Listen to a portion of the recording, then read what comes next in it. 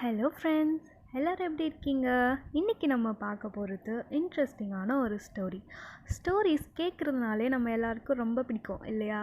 நம்ம சின்ன வயசுலலாம் நமக்கு சாப்பாடு ஊட்டும்போது அம்மாலாம் என்ன பண்ணுவாங்க, கதை சொல்லிக்கிட்டே ஊட்டுவாங்க. அதுவும் கதை சும்மா கதைலாம் சொல்ல மாட்டாங்க. அதை பாரு வானம், வானத்தில் பாரு நிலா, நிலாக்குள்ள பாட்டி ஆயா வடை அப்படின்னு சொல்லிக்கிட்டு அப்படி ஏமாற்றி ஊட்டுவாங்க. ஸோ நம்மளும் அதே மாதிரி தான் இன்றைக்கி ஒரு கதை ஒன்று பார்க்க போகிறோம். கதைனாலே நம்ம எல்லாருக்குமே பிடிக்குங்க. சின்னவங்களாகவும் இருக்கட்டும், பெரியவங்களாகவும் இருக்கட்டும், கதைன்னு சொன்னாலே எல்லாருமே இன்ட்ரெஸ்ட்டாக கேட்போம். ஆமாம் தானே? அதே மாதிரி இன்றைக்கி ஒரு கதை. இந்த கதை என்னன்னாக்கா, ஒரு லாஸ்ட் லீஃபா அப்படின்னா என்ன லாஸ்ட் லீஃப்? இந்த கதை சில பேருக்கு தெரிஞ்சிருக்கும், சில பேருக்கு தெரியாமல் இருக்கும். தெரிஞ்சவங்களுக்கு ஓகே, தெரியாதவங்களுக்கு நான் சொல்கிறேன். அதுக்கு முன்னாடி நம்ம சேனலை லைக் பண்ணுங்கள், ஷேர் பண்ணுங்கள், சப்ஸ்கிரைப் பண்ணுங்கள்.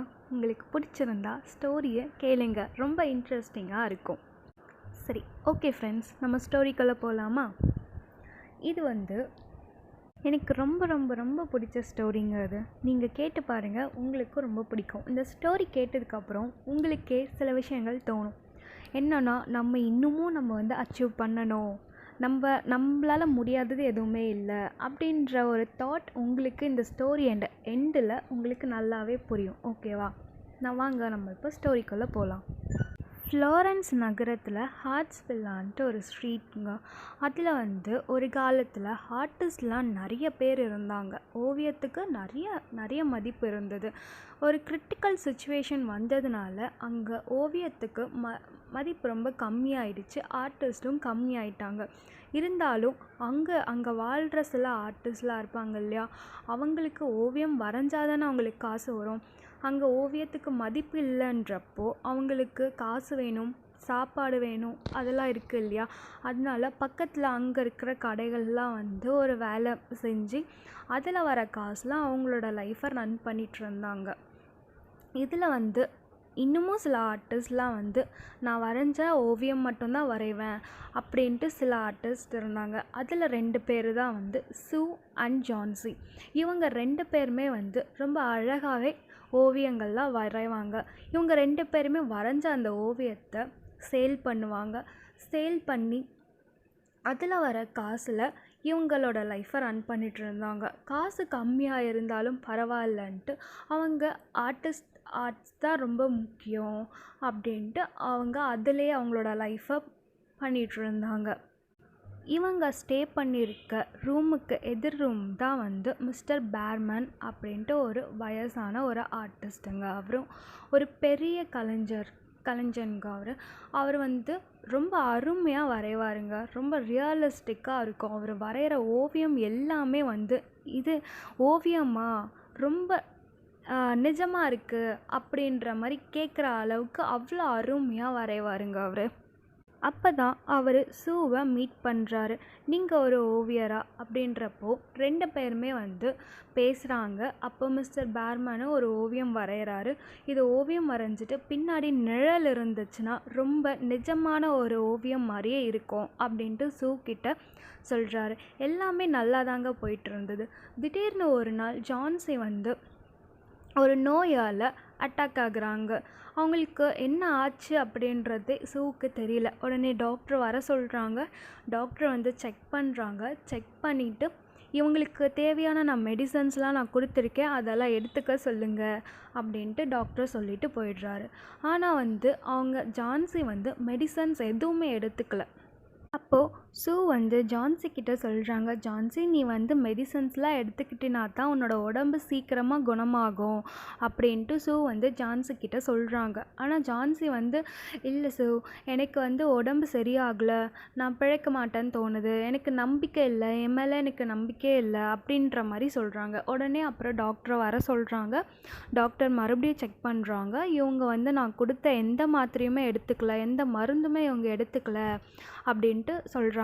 ஒழுங்காக எல்லாமே எடுத்துக்கிட்டால் தான் இவங்களுக்கு சீக்கிரமாக சரியாகும் அப்படின்ட்டு அங்கே ஜான்சி கிட்ட சொல்லிட்டு வராங்க. அப்புறம் சூ கேட்குறான், இவளால் எழுஞ்சிக்க முடியாதா, சரியாகாதா அப்படின்ட்டு டாக்டர்கிட்ட கேட்குறாங்க. அதுக்கு டாக்டர் சொல்கிறாங்க, மெடிசனால் மெடிசன்ஸ் ஒரு பக்கம் இருந்தாலுமே அவங்களோட நம்பிக்கை தான் ரொம்ப முக்கியம் அவங்க வந்து ஃபஸ்ட்டு நம்பணும், நம்மளால முடியும் அப்படின்ட்டு அவங்களுக்கு ஒரு மன தைரியம் வேணும்.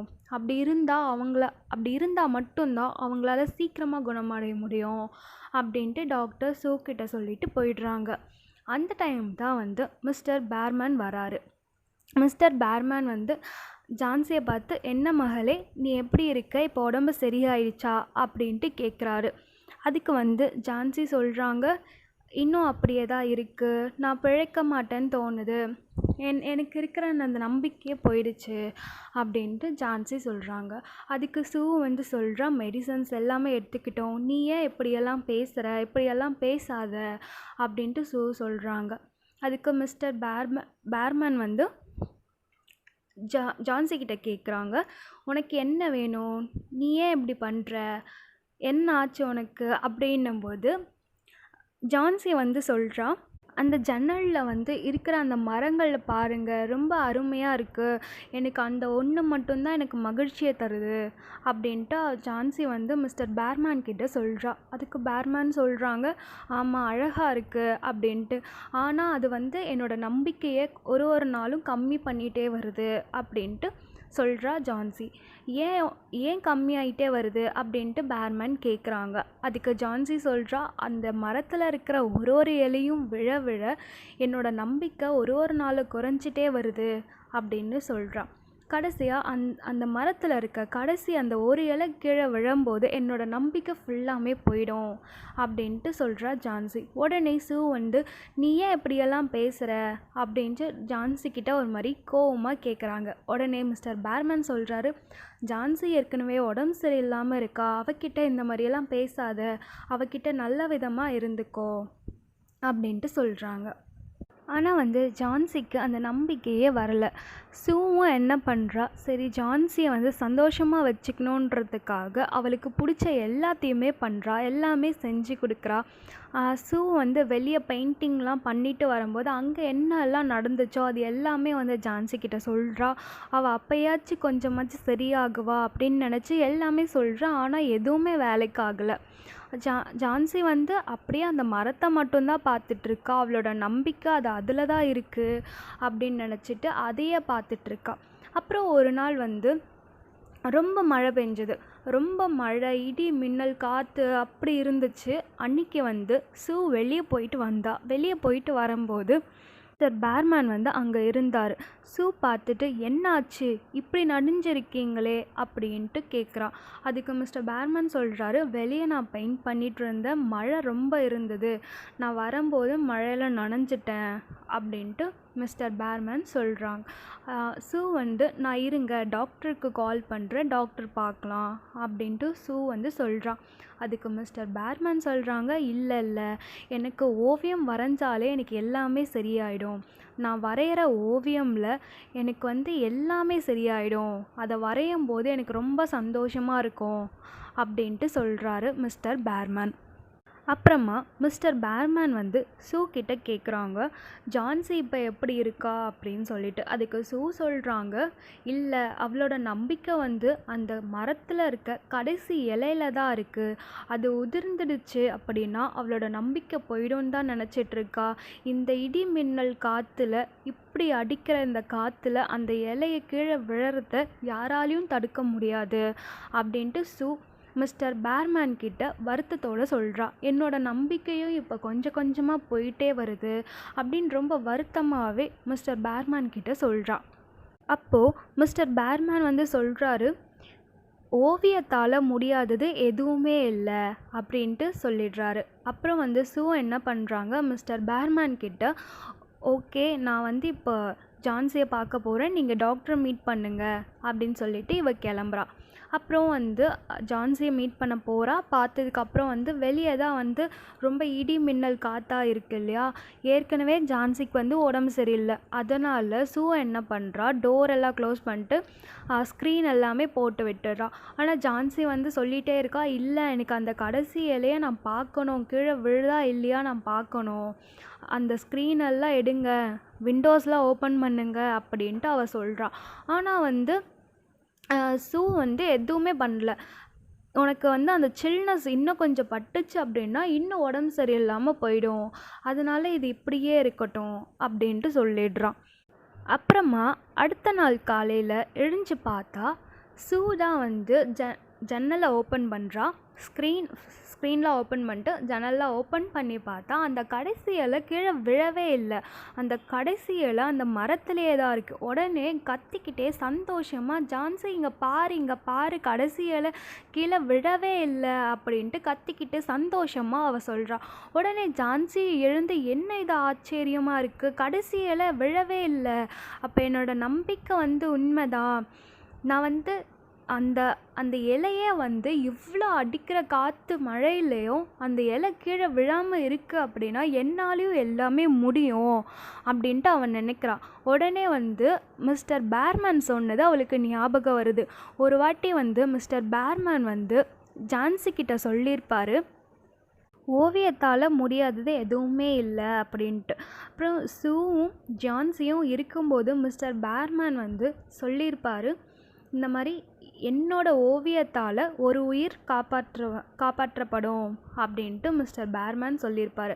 அப்புறம் வந்து அதே டைமில் தான் சூ வந்து கேட்பா, இந்த மாதிரி உங்களுக்கு ஏதாச்சும் ட்ரீம் இருக்கா அப்படின்ட்டு. அப்போ மிஸ்டர் பேர்மேன் சொல்லுவார், எனக்கு இந்த தெருவை வந்து ஓவியத்தால் நான் வந்து ரொம்ப கலர்ஃபுல்லாக மாற்றணும் அப்படின்றது தான் வந்து என்னோடய கனவு அப்படின்ட்டு மிஸ்டர் பேர்மேன் வந்து சூ கிட்ட சொல்லியிருப்பார். சூவும் ஜான்சியும் இருக்கும்போது அப்போ இதை வந்து சொல்லியிருப்பார்.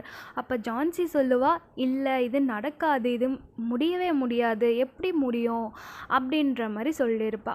அப்போ மிஸ்டர் பேர்மேன் சொல்லியிருப்பார், இல்லை இது முடியும், ஓவியத்தால் முடியாதது எதுவுமே இல்லை, ஒரு நாள் என்னோடய ஓவியம் ஒரு உயிரை காப்பாற்றும் அப்படின்னு சொன்னது ஜான்சிக்கு அப்போ ஞாபகம் வரும். உடனே வந்து சூ வந்து ஜான்சிக்கிட்ட கேட்பா, ஜான்சி உனக்கு ஏதாச்சும் வேணுமா அப்படின்ட்டு. உடனே ஜான்சி வந்து சூ கிட்ட, என்னோடய பெயிண்டிங்ஸ்லாம் எடுத்துகிட்டு வா, பெயிண்டிங்ஸும் என்னோடய பெயிண்டிங் போர்டை எடுத்துகிட்டு வா அப்படின்னு சொல்லுவாள். உடனே அவ்வளோ சந்தோஷமாக எடுத்துகிட்டு வந்து கொடுப்பா. ஜான்சியும் ஒரு அழகான ஒரு ஓவியத்தை வரைவா. சூ வந்து ரொம்ப சந்தோஷமாக என் தோழி எனக்கு கிடைச்சிட்டா அப்படின்ட்டு இருப்பாள். இதே மாதிரி டேஸ் வந்து போயிட்டு இருந்துச்சு. அப்போ ஒரு நாள் வந்து ஜான்சி சூ கிட்ட கேட்குறா, மிஸ்டர் பேர்மேன் எங்கே அப்படின்னு சொல்லிட்டு. அதுக்கு சூ சொல்கிறா, இல்லை உனக்கு சரியாயிடுச்சு அப்படின்னா நானே உங்ககிட்ட சொல்லலான்ட்டு இருந்தேன் அப்படின்ட்டு சொல்லுவாள். அப்போது வந்து இங்கே பாரு ஜான்சி, இங்கே வா, இங்கே வந்து இந்த ஓவியத்தை பாரு அப்படின்னு சொல்லி சூ வந்து கூப்பிட்டுட்டு, இந்த ஓவியத்தை பாரு, இந்த இலை கொஞ்சம் கூட அசையவே இல்லை, இது அப்படியே தான் இருக்குது, எப்படி இந்த இலை இருந்துச்சோ அதே மாதிரியே தான் இருக்குது அப்படின்ட்டு அவள் சொல்லுவாள். உனக்கு ஞாபகம் இருக்கா ஜான்சி, ஒரு நாள் வந்து மிஸ்டர் பேர்மேன் வந்து சொன்னார், என்னோட ஓவியத்தால் ஒரு உயிர் காப்பாற்றப்படும் அப்படின்னு சொல்லிட்டு, அது ஞாபகம் இருக்கா அப்படின்ட்டு சூ வந்து ஜான்சி கிட்ட கேட்பா. அப்போ இதுதான் அவரோட கடைசி ஓவியம், இந்த ஓவியத்தால் தான் நீ வந்து பிழைச்ச அப்படின்ட்டு சூ வந்து சொல்லுவாள். இல்லை இது என்னால் ஏற்றுக்கவே முடியல மிஸ்டர் பேர்மேன், என்னால் ஏற்றுக்கவே முடியல அப்படின்ட்டு ரொம்ப வருத்தமாகவே இருப்பாள் ஜான்சி. அதுக்கப்புறமா ஜான்சி வந்து ஃபுல்லாமே சரியாயிடுவா.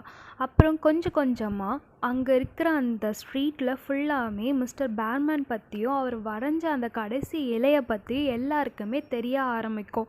அப்போது அங்கே இருக்கிற எல்லா ஆர்டிஸ்ட்டும் வந்து அந்த இலை அவர் வரைஞ்சார் இல்லையா, அந்த இலைக்கு முன்னாடி எல்லாருமே ஒரு சபதம் எடுப்பாங்க, இந்த தெருவை நாங்கள் வந்து ரொம்ப அழகாக கலர்ஃபுல்லாக மாற்றுவோம் அப்படின்னு சொல்லிட்டு, ஓவியம் வந்து ரொம்ப முக்கியம் அப்படின்னு சொல்லிட்டு ஒரு சபதம் ஒன்று எடுப்பாங்க. அதே மாதிரியே வந்து அந்த தெரு ஃபுல்லாக வந்து எல்லா இடத்துலையுமே பெயிண்டிங் ஃபுல்லாமே பண்ணுவாங்க. எல்லா இடத்துலையும் பெயிண்டிங் பண்ணி எல்லாருக்குமே தெரிய ஆரம்பிச்சிச்சு அவரை பற்றி அவர் வரைஞ்ச அந்த கடைசி இலையை பற்றி எல்லாருக்குமே தெரிய ஆரம்பிச்சிச்சு. அப்புறம் சூவும் ஜான்சியும் வந்து தி பேர்மேன் ஆர்டிஸ்ட் அப்படின்னு சொல்லிட்டு ஒரு ஸ்கூலை ஒன்று ஸ்டார்ட் பண்ணுவாங்க. அதில் வந்து அவங்களோட குழந்தைங்க, அந்த தெருவில் இருக்க எல்லா குழந்தைங்களையும் வந்து அங்கே சேர்த்து விடுவாங்க. எல்லாருமே ஓவியம் கற்றுக்கட்டும் அப்படின்றதுனால எல்லாருக்குமே வந்து சொல்லி கொடுப்பாங்க. அப்புறமா மிஸ்டர் பேர்மேனுக்குன்னு சொல்லி தனியாக ஒரு பாக்ஸில் சேவ் பண்ணி வைப்பாங்க. அப்புறம் அந்த ஸ்கூலுன்றது ஒரு பெரிய அகாடமியாக மாற ஆரம்பிச்சிச்சு. அப்புறம் அங்கே நிறைய குழந்தைங்களும் வர ஆரம்பித்தாங்க. ஆனால் அங்கே வந்த எல்லா குழந்தைங்களுக்குமே ஃபஸ்ட் பெயிண்டிங் சொல்லி கொடுப்பாங்க. ஆனால் சொல்லி கொடுக்குற பெயிண்டிங்ஸ்க்கு எல்லாத்துக்குமே முன்னாடி அங்கே ஒரு விஷயம் சொல்லி கொடுப்பாங்க. என்ன அப்படின்னா, கடைசி இலை. அந்த இலையை எப்படி வரையணும் அப்படின்றது எல்லாருக்குமே அங்கே தெரிஞ்சிருக்கணும். அப்படின்றதுனால ஜான்சியும் ஸ்டூவும் அந்த ஒரு பெரிய அகாடமியை நடத்த ஆரம்பித்தாங்க. என்ன ஃப்ரெண்ட்ஸ், இந்த ஸ்டோரி உங்களுக்கு பிடிச்சிருந்துச்சா? நம்ம லைஃப்லேயும் இதே மாதிரி தாங்க. சின்ன வயசுலேருந்து பெரிய இப்போ நீங்கள் இருக்கிறீங்க பார்த்தீங்களா, அந்த லெவல் வரைக்குமே கூட உங்களோட லைஃப்பில் ஒரு அடி நீங்கள் பட்டிருப்பீங்க. ஆமாம் தானே? எல்லாருக்குமே ஒரு பாஸ்ட்டுன்னு ஒன்று இருக்குங்க. எல்லாரோட லைஃப்லேயுமே ரொம்ப அசிங்கப்பட்டு அவமானப்பட்டு எல்லாரோட லைஃப்லையுமே இது இருக்குங்க. ஆனால் எல்லாத்துலேயுமே ஒரு லெசன் தான் நம்ம கற்றுக்கணுமே தவிர, இது இவ்வளோ தான் முடியும் அப்படின்றது நம்மளோட தாட் என்றைக்குமே வரக்கூடாதுங்க. ஏன்னா நம்மளால் முடியாதது இந்த உலகத்தில் எதுவுமே இல்லை. நம்ம ஜெயிக்கணும். இப்போ உங்களோட கோல் இது அப்படின்னா உங்களோட கோலை நோக்கிய வரைக்கும் நீங்கள் பாருங்கள். எதை பற்றியுமே யோசிக்காதீங்க. ஃபஸ்ட்டு நம்பிக்கைன்றது உங்கள் மேலே நீங்கள் வைங்க. உங்களால் முடியும்னு நீங்கள் நினச்சிட்டிங்க அப்படின்னா அது சரியோ தப்பாக இருந்தால் அது சரியாக்குங்க. சரியாக இருந்துச்சுன்னா உங்களோட கோலை நோக்கி நீங்கள் போயிட்டே இருங்க. யார் என்ன சொன்னாலுமே சரி, அதை நீங்கள் கேர் பண்ணிக்காதீங்க. என்ன ஃப்ரெண்ட்ஸ், உங்களுக்கு இந்த ஸ்டோரி பிடிச்சி இருந்துச்சு அப்படின்னா ஷேர் பண்ணுங்கள், லைக் பண்ணுங்கள். கீழே கமெண்ட்ஸில் உங்களுக்கு என்ன ஸ்டோரி வேணுமோ அதை கமெண்ட் பண்ணுங்கள். நெக்ஸ்ட் டைம் நான் போடுறேன். ஓகேவா? தேங்க்யூ.